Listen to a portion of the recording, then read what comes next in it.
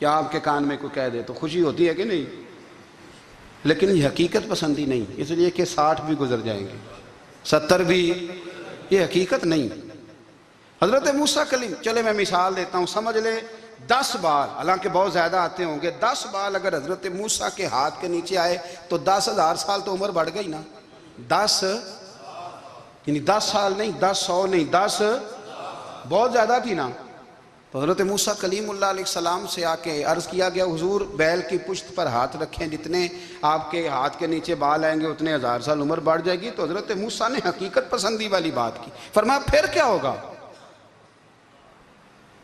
10,000 साल के बाद फिर क्या होगा? कहा हुजूर जाना तो फिर भी है। फरमाया फिर अभी चलते हैं। अगर जाना है ना, जाना है तो फिर, अगर जाना है तो फिर अभी। और सज्जनों, अगर नमाज पढ़नी है तो